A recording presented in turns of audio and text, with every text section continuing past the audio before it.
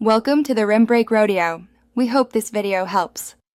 In this video, I will explain how to make a Barbie logo. First, select a classic, elegant script font. This is crucial for capturing the iconic Barbie aesthetic. Aim for a font that feels both playful and sophisticated, reflecting the brand's personality. A bold weight will ensure your logo stands out clearly, making it easily readable across various platforms and sizes. This foundational step sets the tone for your entire design. Next, let's dive into the iconic color palette. The signature Barbie pink is a vibrant, medium shade, often described as a hot pink. This color instantly evokes recognition and joy.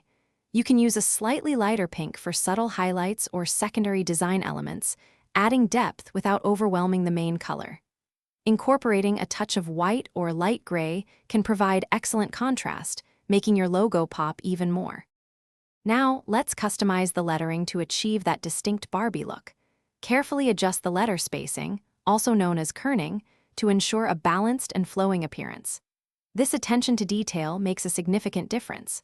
Consider adding subtle curves or elegant swashes to certain letters, enhancing the script's playful yet refined character.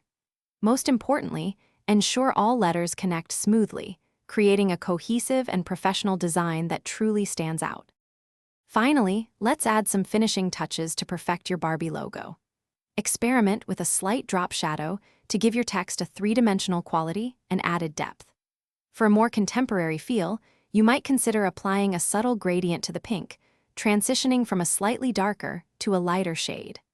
Always ensure your final logo design is highly scalable, meaning it looks fantastic whether it's printed on a small toy or a large billboard. Thanks for watching. Consider subscribing if we helped you.